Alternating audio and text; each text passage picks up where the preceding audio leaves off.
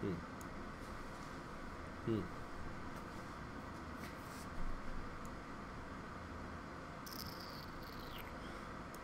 Welcome, fellow druids. I have a fun episode today, I suppose. I was kind of holding off on this and kind of debating I didn't want to do this, but some viewers, I'm not software. Some viewers requested this, and they wanted me to discuss. I'm calling it predictions and wishlisting for Tharn. It's wishlisting because I'm not actually in charge of what happens. For the Tharn CID. It is still ways out. It is May. I'm recording this at the end of May in 2018, in case you watch this years later for some strange reason. And the CID is not slated. It could be as late as August, frankly, after Gen Con. I think I want to say... I'm going to search real quick for when Gen Con is, but I think it's the end of July or early August. But I will verify because now I'm talking about it. 2nd through 5th, my producer tells me. And is correct. So... It could be a little while until we get around to actually doing this. So, and I'm only prefacing that because this episode's going to drop. It's still going to be early June or late May. And I don't want anybody to get any misgivings that this thing is like right, a week or two away. It's a little bit off. We will go through lock and load. It is entirely possible that we will go through some of...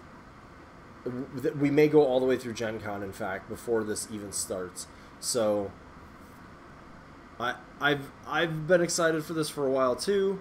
I wish it was happening as I'm literally speaking to you right now, but the reality is that it's still a little ways off. But apparently, when it gets here, I'm gonna love it. So, what I'm gonna do though, we may speculate a little bit on what's new, like what's going to come, but I don't necessarily want to get too deep into that because honestly I hope that is like that there's things that I'm not expecting in that. Like I hope I can't accurately predict exactly what's coming, because that's actually what's the most exciting for me. So we're going to go through everything that I think is going to happen. They've already alluded to some things, so I'm basically going to step through. I'm going through War Room. I'm going to hit the entries that I think make sense, that I think could be in the CID. Caveat, just because I think it could be doesn't mean that it will be. There's some that seem pretty obvious and apparent, and then there's others that may not be. So, yeah. One of the first things, actually, I'm going to just talk about the theme force in general. The corpse benefit I think is really cool. I could see some tweaks to it, but I think it's fine as it is. The points benefit is fine, right? Like, I mean, there's a couple small ways they could modify it, but basically it would, the only things they could really modify there that I think make sense would be so Lord of the Feast and Death Wolves actually count for free points, but I could totally see why they may not want to do that, so I don't think that will really change. The snacking benefit, I think it's fine, and it kind of depends where the overall power level is. I really wish that was some an in-game benefit that applied actually to the Lady Tharns. If we're not getting a second theme, and I think that's possible but unlikely. If they're not going that route, I would like to see that benefit. I would ideally prefer to see that benefit actually go to not the battle group, basically. Like, I'd like to see something that benefited female Tharn in the middle of the game, and I don't know what that would be. I have a few things I think would be really cool, but this would be like, this is super, like, I'd have to really think about that, right? Like, and I bring that up because one of the things with the theme that I sort of dislike is it pushes you so heavily into wanting to bring things with Heart Eater because of that corpse benefit being so critical. And none of the female Tharn have that. That's sort of, if you want an army of largely like Blood Trackers, Blood Weavers, and Wolf Riders, which is sort of a thing. Like the theme kind of only the only benefit you're really getting that feels thematic is the free points. So we'll see. I don't know that that makes it totally relevant, right? Like the overall power level of a theme is not necessarily just its benefits. If you take a look at the Statixis theme in Crix, for example, that the benefit it gives out is dodge to solos, and that's actually it comes up, it's useful, but it's kind of a mediocre benefit, and the reason for that is the power level of Statixis is actually quite high within the Crix faction, and that's why they're not doing that. So yeah, that's the similar position we're in, right? If it ends up being that, like, well, this theme is just super strong and we can't give it another benefit, so be it. Anyways, that's all on the theme. So I'm going to sort of step through here. I'm going in order, so Warlocks actually come up first. So we do know, I'm going to start here, we do know we're getting Iona the Unseen. We don't know anything about her other than she is extremely buff. She's got a giant sword, a giant headdress, and I think she's got a big claw. I think she's got one of the big fighting claws as well. That's what we know. Based on the trends of CID, I would expect if you look at Serenia and Animag, and a little bit at Sorsha 3, and maybe even Colgrima, I think, but more of those first ones. I think if you look at those, that's going to give you some sense of the type of caster that I think she is. I expect her, especially because Chromac does not really benefit the infantry, the Tharn infantry, that she is absolutely going to benefit them. Like, I think a major component of testing her is going to be, does she bump up these models a lot, right?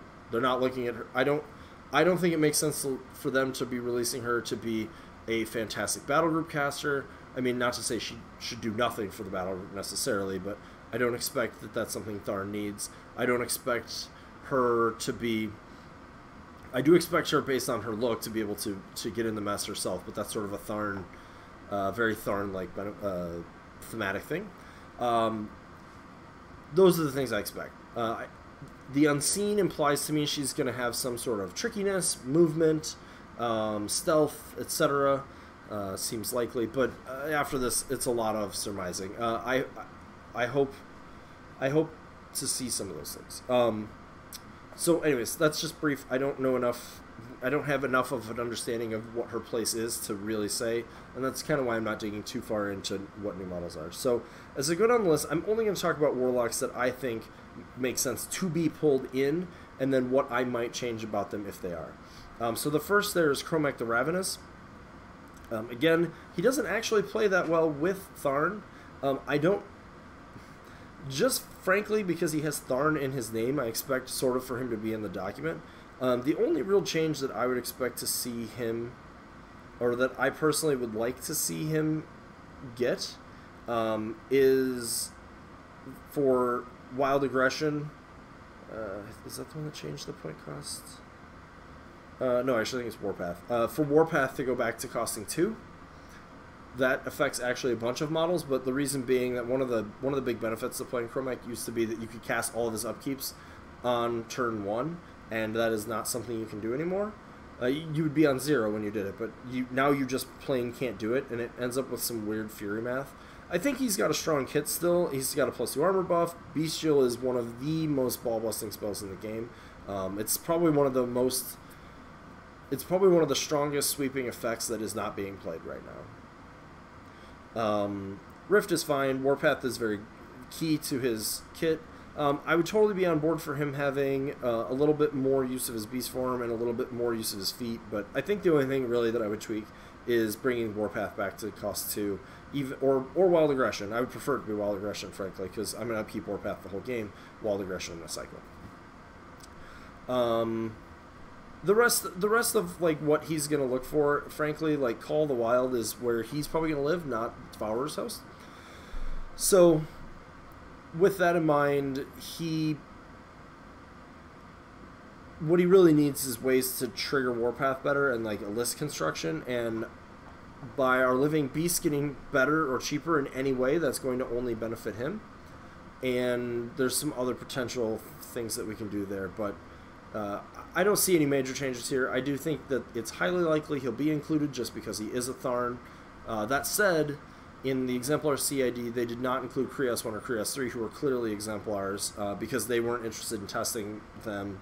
So, again, if Chromac is not being considered for changes, Chromac 1, then, you know, that might be the case. Similarly, Chromac 2, Champion of the Worm. The indication from some commentary in the Discord seemed to be that he's not really changing. Chromac 2, that is. However, with that in mind, like, he's another caster where I think, like, he wants to play a battle group heavy list most of the time because much of what he does just benefits. I mean, Carnage just benefits everything, but his feat is so central to what he does, and his battle group, and Lightning Strike is so important to what he does, and Spiny Growth, that some of the changes we may talk about with War Beasts, I think, are what you're going to see to make him better. I would love to see, if there's small things, it would be cool to see some of the anti-spell tech that Chromac 1 has kind of creep into Chromac 2. Something like the spell that gives Wailing that the child has, I think would be great. Or similarly, actually, the movement. There's a movement thing that she has, although I think that one's very core to her. The other one feels more generic. If I were a crazy person, I would say that it would be cool to see his feat change to be all living models in his control, or friendly faction living models in his control area. But indications are that I don't think that's very likely. If Heart Eater changed to allow him to boost all attacks and not just melee attacks, that would be a welcome change as well. And if there's anything that gives out corpses that comes as part of the CID, that might sort of change his place and like what you want to do with him, but we'll see.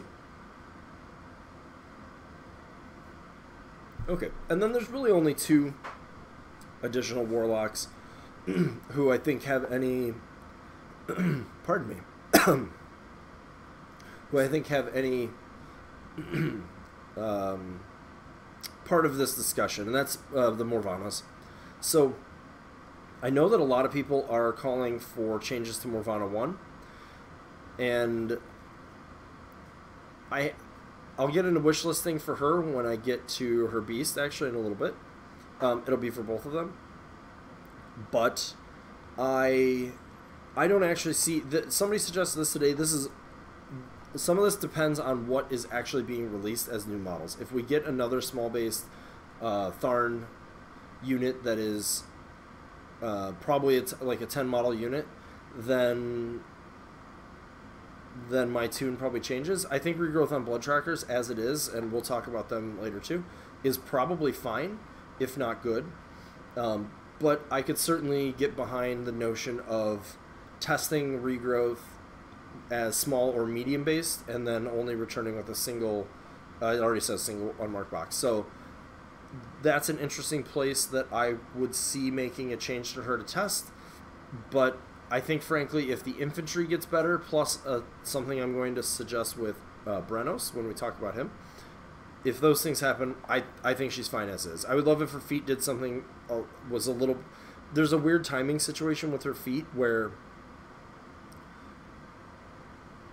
like, she can't... You don't really get to use her feet in the way you want to a lot, where the timing of it's weird. So you sort of want to use the feet to make sure that she can get Fury back so that she can sort of get more use of the feet. But you can't, because she has to go before she can feet.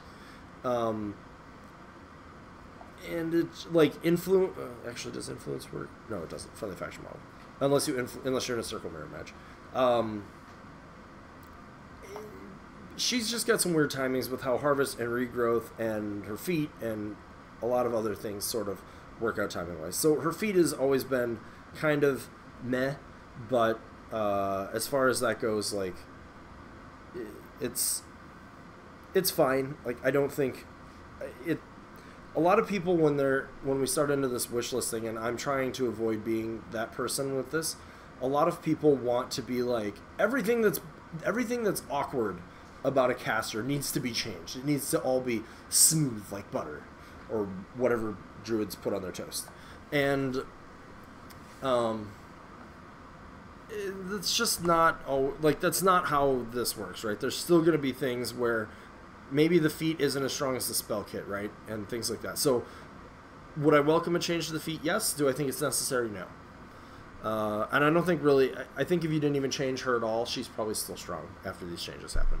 Morvana the Dawn Shadow, on the other hand, so Morvana 2 for the uninitiated, I think needs a little bit of work.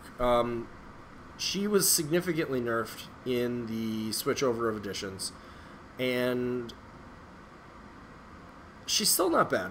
But she's kind of become... She used to have lots of tricks. One of the fun things, and this was what was also frustrating playing against her, one of the fun things with her was you could do things like feat and get werewolves charging a caster, or drop a Gallows Grove somewhere and get a spell out there. Things like that. And and the thing is, she's always been supposed to play with Tharn, I think. If you look at her Mark II theme force, it was all Tharn focused. Nothing but... I think you were only allowed Tharn units, and I don't even think you were allowed shifting stones, right? It was like living, Warbeast, and Tharn units. And her feat is still incredibly, incredibly strong. She can take damage to return models. They are full life, which is not as strong as it used to be because most of the things you'd bring back... now, if it's Skinwalkers...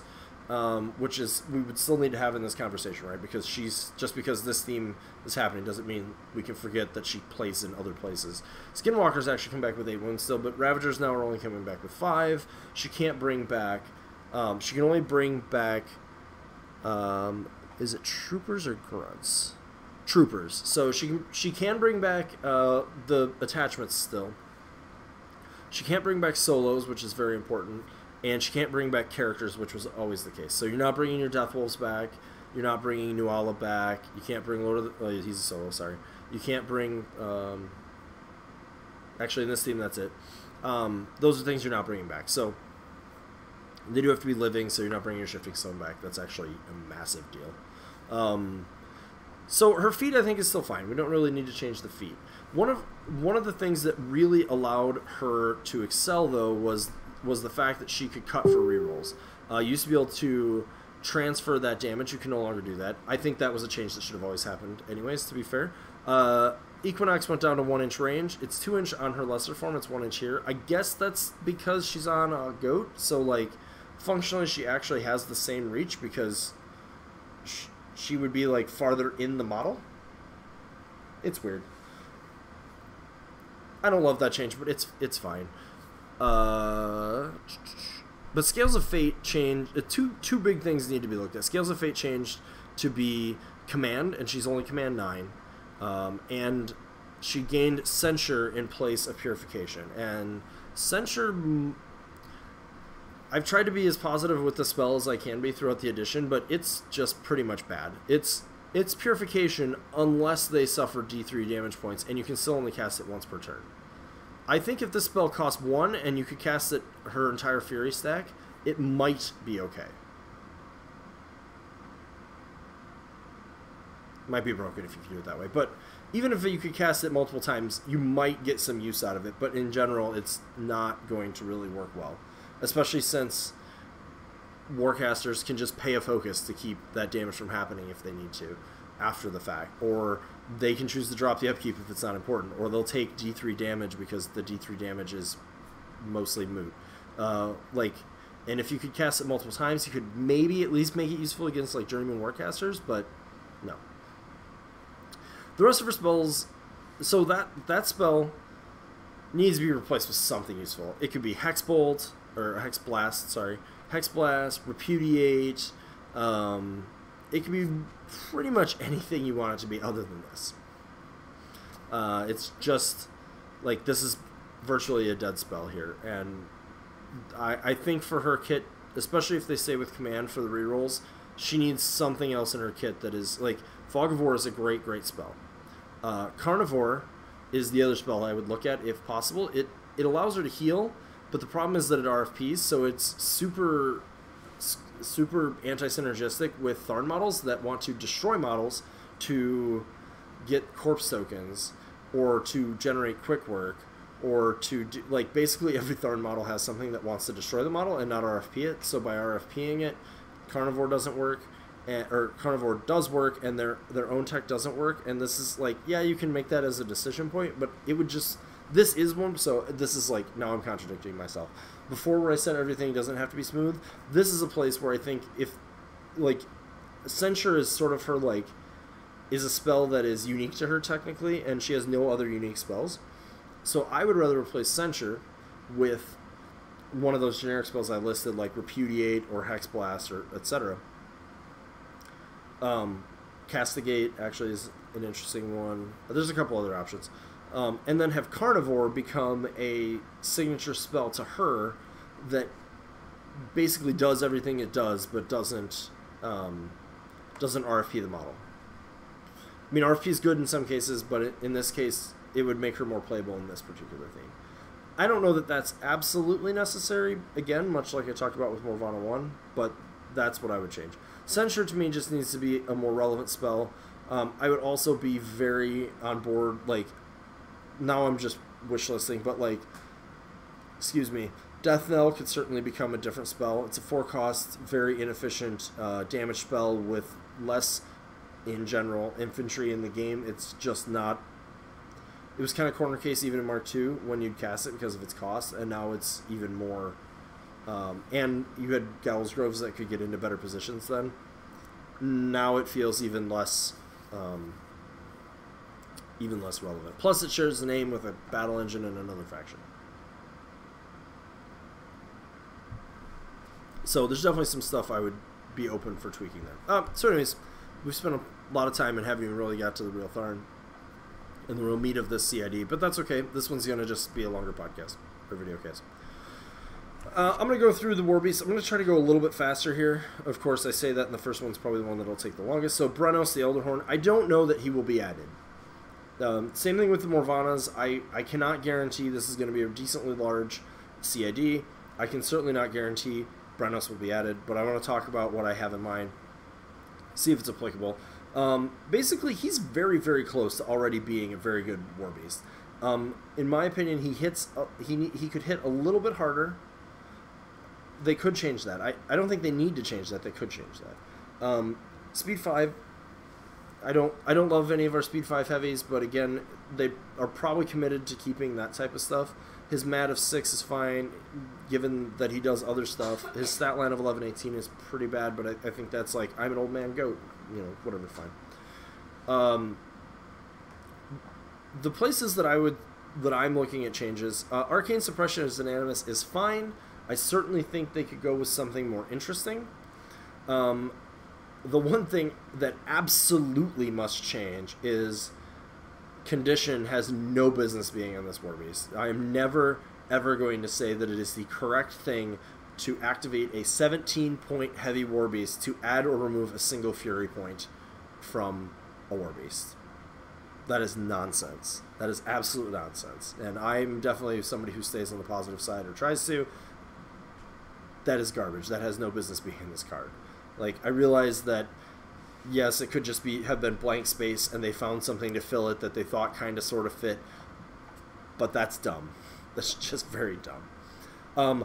I would like to see that ability replaced with something that did, I think the Bronzeback Titan has a rule like this. It's called, I don't know if it's called Leadership. I didn't look it up ahead of time, but anyways, there's an ability every, I think it's non-Bronzeback, or maybe it's just every other Titan in his command range removes a Fury. When it activates or at the end of during the control phase. Again, I'm not remembering exactly it, but that's what it does. I don't think it should be a magic ability. I think it should just have that as a rule. If it must be a magic ability, then maybe, but then it needs to be a lot more Fury management to be worth that kind of activation. And then possibly we need to look at his points value at that point. And we may need to look at that anyways. What I would love to see, and this is what I was alluding to with Morvana, and this is certainly wishlisting, but I think it's in the realm of doable, is both Morvanas are battle group centric.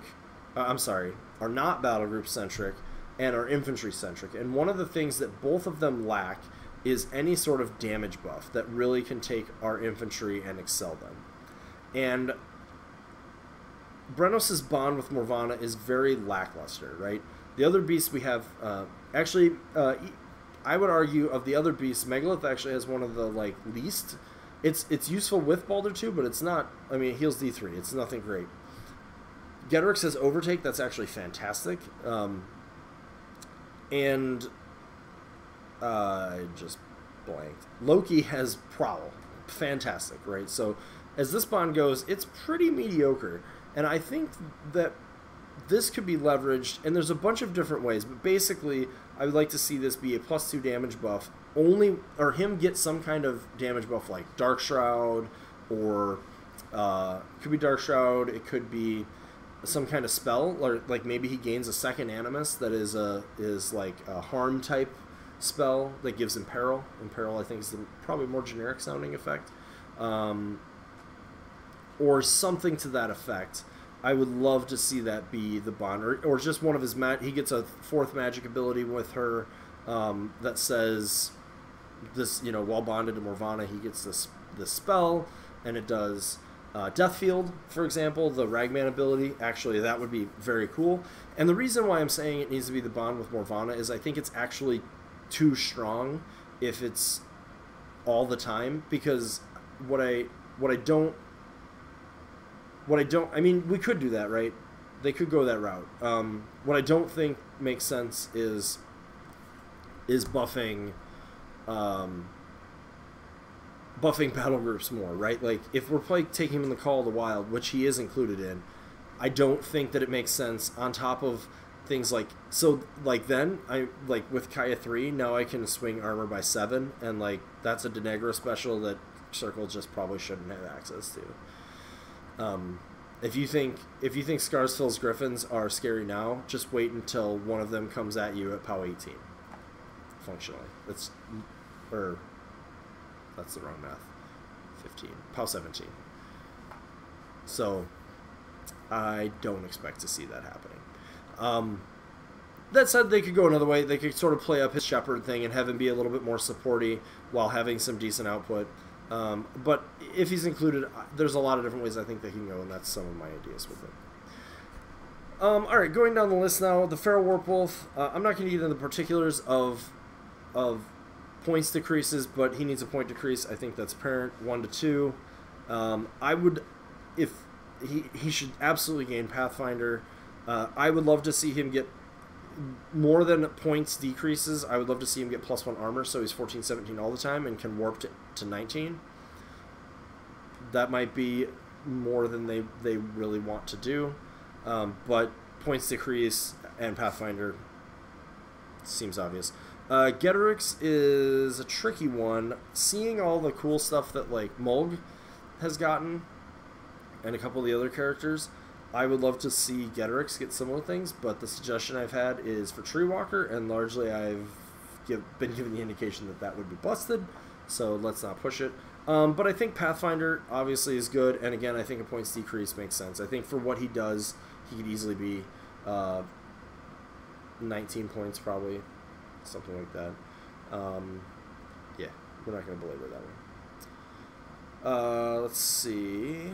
A lot of people are assuming that the Gnarlhorn Satyr. This one's interesting. So definitely Pathfinder. I would personally love to see it have a more solidified defensive stat line with the Riphorn and both be 12-19, but it's fine as is. Earth's Blessing is a good Animus. Grand Slam is good. It certainly should gain Pathfinder. I could certainly make an argument for +1 strength, but that might be a bit strong, not sure.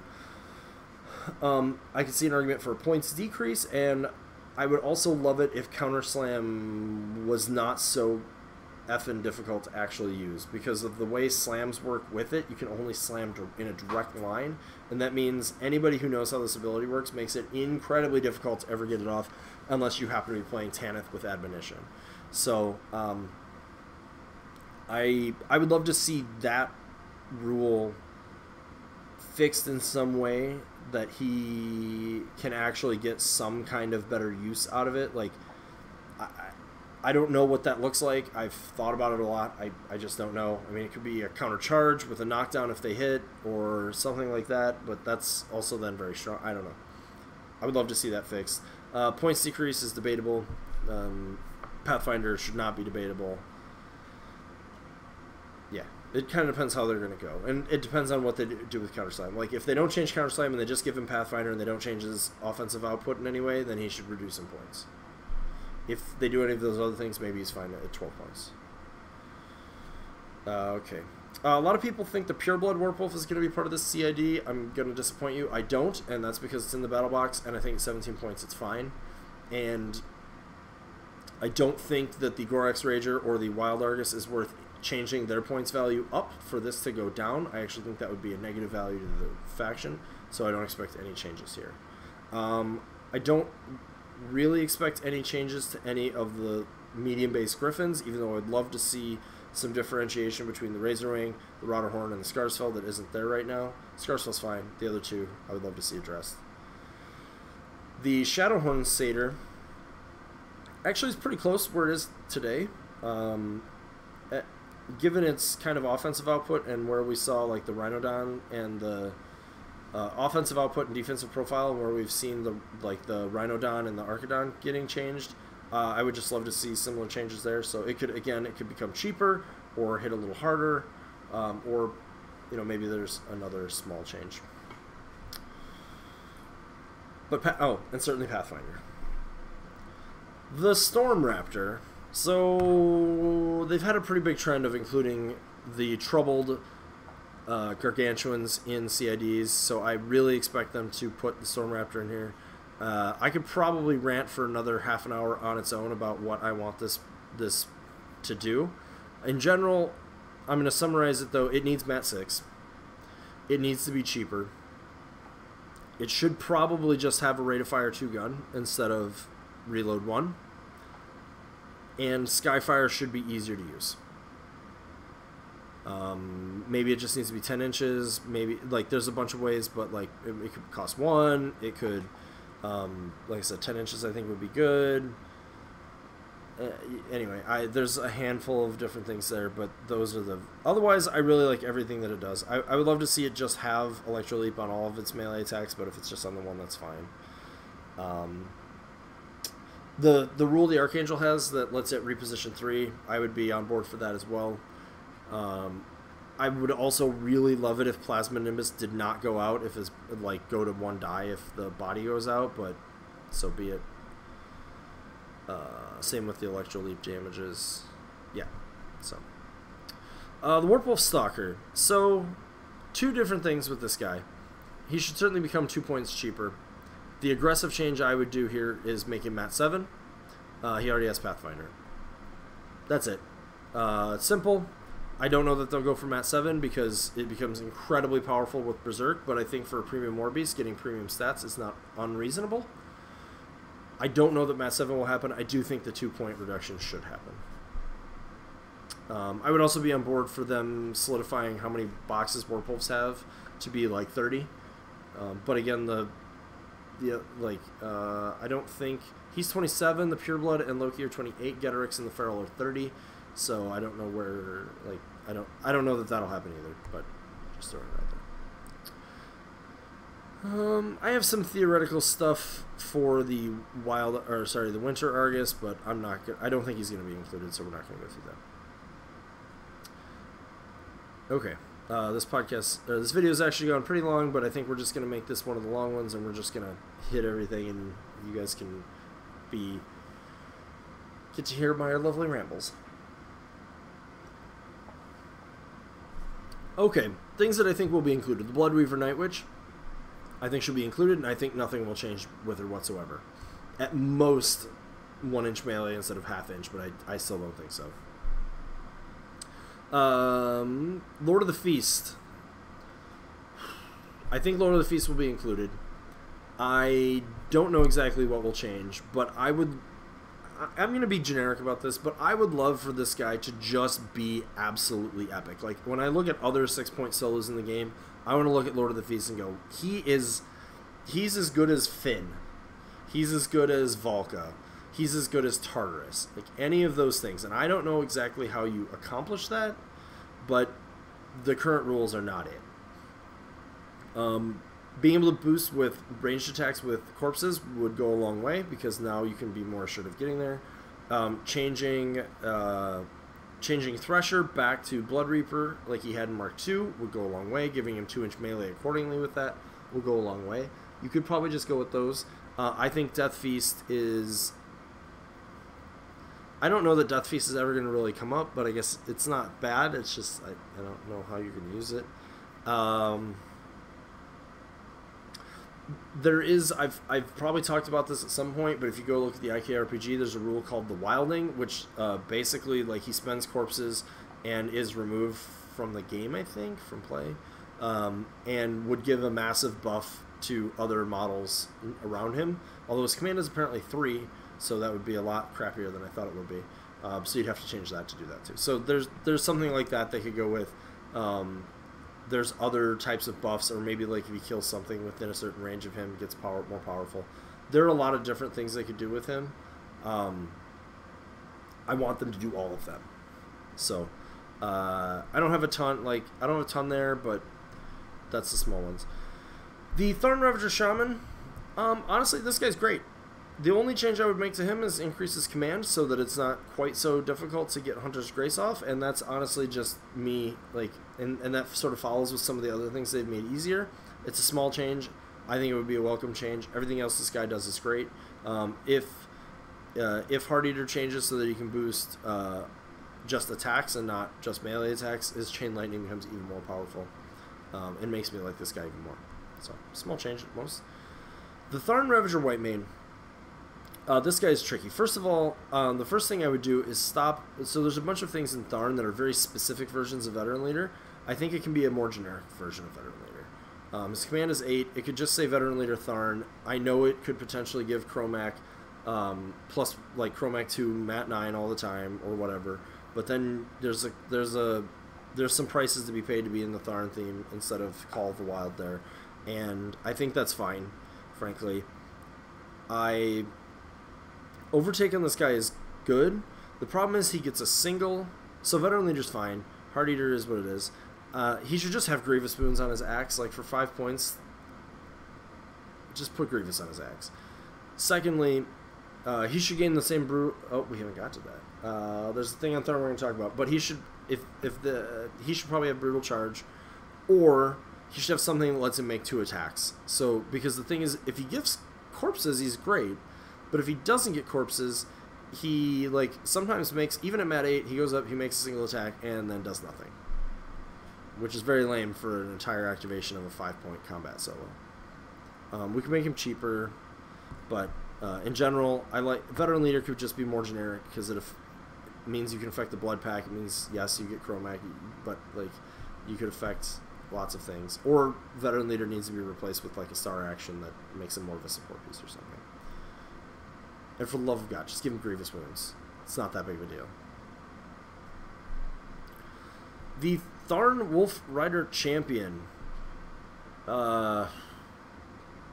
Again, Veteran Leader for a very specific unit is very frustrating. She is 8 points and is not worth 8 points at all. She should be 6 with the current rule set at best. At best. And I like everything else, actually, other than... I would like to see the Wolf Riders. I think could certainly, like, they're very good as it is, but they're not super survivable. Other than their speed, and it would be fine to leave them there. I would like to see them go back up to defense 15, frankly, but I don't know that they'll go for that. For some reason, only if you're like Striders in Legion did you get to keep defense 15. I don't really know what happened there. She could do some sort of better buff for Wolf Riders instead of Veteran Leader, like give them Force Barrier, or some sort of defensive buff, or some sort of offensive buff, or maybe she gives them +1 attack and damage. That would be great. And the only other thing is Quick Work is really sort of an odd thing here for her. So, because she wants to, like, charge in to get Assault, but then like she's tied up in melee potentially to make a quick work attack. It's a little awkward. I think it's fine as is, but it's just a little bit awkward. But yeah, certainly coming down 2 points at the very least is a change this needs to have. I would like to see something like Snapfire. I don't know if Snapfire is still in the game, where you can make a second ranged attack somehow at times, and maybe instead of quick work, or just a less frustrating way to get more attacks, because like you could do the jump, so she can walk and jump and get 2 melee attacks, but she's basically never going to get 1 quick work off of that because you'll still be in melee. So it's just weird. But I like everything. I would like to see her as a free option in the theme as well. So those are some things I would like to see. Which of them we get, I don't know. Hopefully at least the 6 points. Okay, and that brings me to units. I'm going to talk about units and command attachments together. I kind of doubt the Death Wolves are actually included for changes in here. I think they're good as is. I don't know that they need a ton of changes. We'll see. That brings us to the Tharn Blood Pack. Okay. This is what I would love to see with them. First, they need to go to armor 15 and not 14, because why on earth are they 14 when all the other Ravagers are 15? Fix that. That's just stupid. Second of all, I think they should lose Assault, and they should go back to range 12. The Assault overlaps with Wolf Riders. It doesn't make nearly as much sense with a bow to have Assault, to me, at all. I mean, I don't really know what their purpose, like what they see this unit as, but that has never made sense to me in the entirety. Even Assault and Battery in Mark II doesn't really, like, it was fun, but it didn't really make sense to me. Like, these are guys that are, like, using these giant bows and this, like, giant, muscly pulling action to, you know, put as much force behind those arrows as they possibly can. And then, like, they're going to do that and then charge in? Or they're going to do that as they're... No. Like, none of that makes any sense to me. I know fluff and rules don't always equal, but no. Just change them to range 12. Have them be power 13. And change their armor. And then reduce their points. We got to fix that.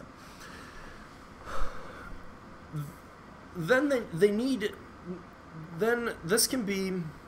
I know a lot of people don't want them to be, quote, fixed with a command attachment, but I'm fine with that. So one thing they could change is if Heart Eater allows you to boost all damage rolls, that would sort of go a long ways to start fixing them. Especially if, and this will go into theory land, but I'm hoping that there's some model of some variety, unit model, something, battle engine, structure, whatever, that helps get heart tokens on models, because that's like such a key thing to so many of these units, and it actually makes them, like, you can make small changes if you can just make it easy to get corpses there. So if they can boost ranged attacks with corpses and you make them cheaper and make the other changes they made, they're fixed. You don't need an attachment. They will be absolutely fine. If that's not the case and they don't want to go that route, and they go the command attachment, they could have a command attachment and do that. These guys need to be relevant at range. And in my opinion, they should be, like, more reliably doing damage than, say, blood trackers at range. They're using bigger weapons. They should be able to do more damage. Now, I don't know if that means prey. I don't know if that means they have, like, a leader model who, if they hit a model, they get +2 damage or boosted damage, or if they get shot types of some kind. They could get a way to shoot multiple times. That's potentially powerful. I think Brutal Shot, is that what it's called? Which is boosted damage, is probably too good to have all of the time, but they possibly could get a mini feat for it. Yeah, those are some of the things I have in mind for them. Some of them would necessitate a command attachment, and I'm fine with that. Yeah. I think them having just reposition would be fine. Like, that makes more sense than assault by a lot to me. You could do run and gun. You could there's a few things like this you could do. but what they've got is not quite doing it. It'd be really interesting if they had something that made their bows do lightning damage, because then it would synergize with the Storm Raptor. But that might be a weird synergy to be doing. Anyways, that's all on them. Blood trackers are mostly fine. They might be a little expensive for what they do. We know Nuala's probably getting a mini feat, so a lot of like what that's going to be will determine this.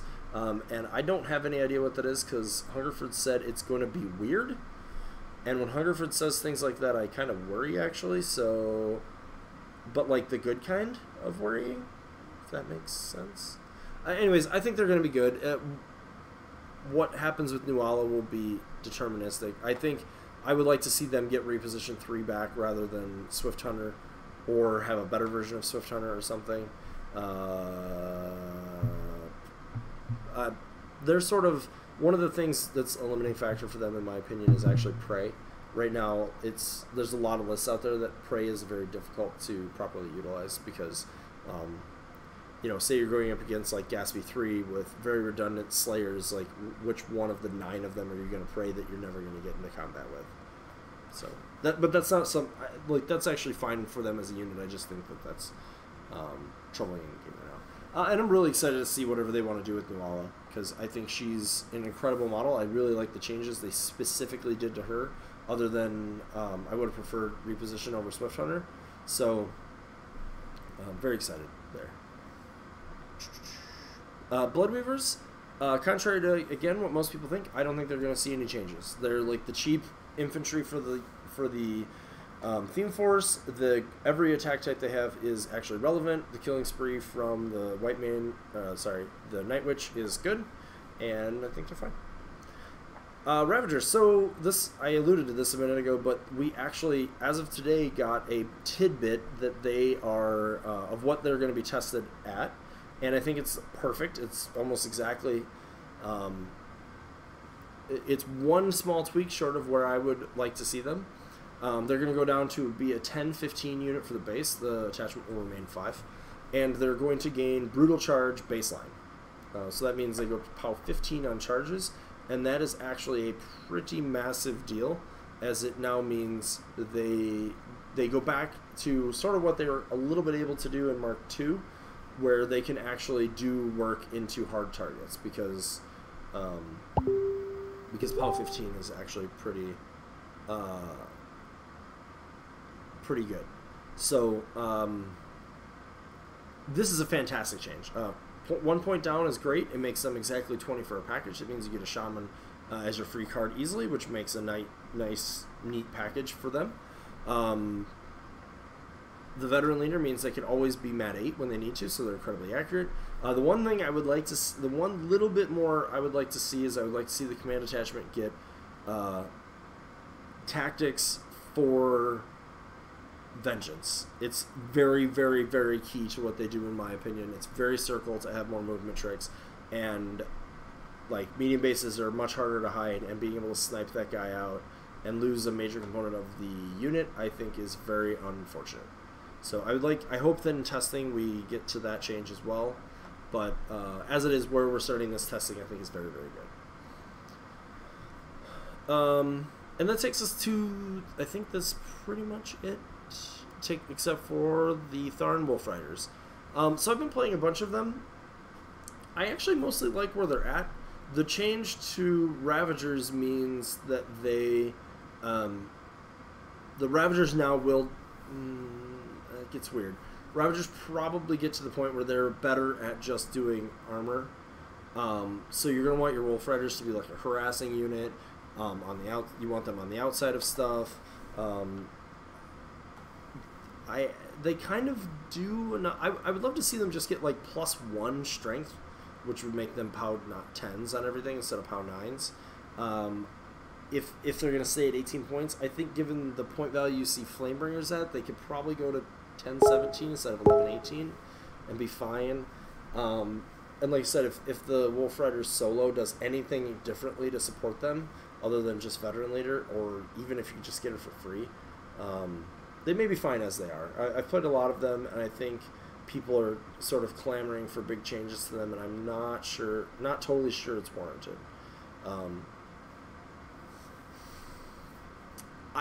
The best change I would love to see for them, and I would actually pay more points for this, is if they just got stealth. Just like straight up stealth. All the other female Tharn have stealth. I realize there's a wolf there and whatnot, and like stealth cavalry is probably the danger zone, but that's what I would do. That, like, if I could get exactly what I wanted, I would leave all of their offensive and defensive stats as is and just give them stealth. It'd be great. So, I think I've gone through everything. It's certainly taken me long enough to do it, a lot longer than I thought it would. But I guess that's what happens when there's like 25 things that might change. Real quick, things that I think might be added. I mentioned Tharn Blood Pack solo or command attachment. I think that's likely.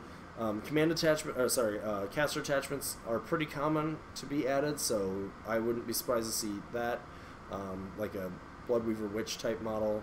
I could similarly see another Bloodweaver type solo or attachment, or small, like 2-3 model unit that did some sort of witchcraft. I think that would be pretty neat. There's not a ton of magic abilities in here, and I think that there probably could be some more. And I would. I've been joking about this long enough that I'm just gonna ride with it. But there's been a huge base in every CID other than the Legion one that has included new releases since there's been CID. So my theory is that we're getting a structure, and it is the Tharn Treehouse. I don't know what it does. Tharns jump out of it, I guess, at you, and they get corpses, and it shoots magic at you. And it's a tree house. And most of the people online have said it only allows male Ravagers to be in it because there's no girls allowed. My producer is not okay with this, though. But this is pretty standardly like what happens in all of the little kids shows where there's tree houses. So I assume... No boys allowed in my treehouse. Okay, well maybe there's no boys allowed in the treehouse. We're not sure. Maybe at the beginning of the game you have to pick whether there's girl Tharns or boy Tharns in the treehouse. I don't know. It's all imaginary. This may not be the thing we're getting at all. Tharn are typically pretty mobile, so the idea of something that is completely immobile might not make sense. But then again, Tharn Treehouse, just like, it flows off the tongue so nicely. So, anyways, I'm going to leave you with the Tharn Treehouse. If you happen to be on Discord and you see a tree and a house, that is what I'm talking about. Thank you to David, who does Conflict Chamber for that. David Bingham. He started typing that while we were there. So the Tharn Treehouse is at least meme-worthy, but if it becomes a reality, that would be great. So, and then of course we know we're getting Iona. I only expect I expect like the Protectorate Legion CIDs that we've seen with 5 or 6 models. I expect us to be in that range. So, but we'll see. So with that, we're closing in just under an hour in a lot of ways. Or like 53 minutes and counting. So thanks for tuning in. I know this is a lot longer than the content I've been doing, but it was fun, so why not? And but thanks for tuning in. I would love to discuss more of this stuff on Discord or Facebook or Twitter or wherever the hell you can find me. So if you have any other thoughts on this, feel free to chime in and we can discuss, and I can share kind of why I did or didn't go a certain route. So. Thanks for tuning in, and we'll catch you next time.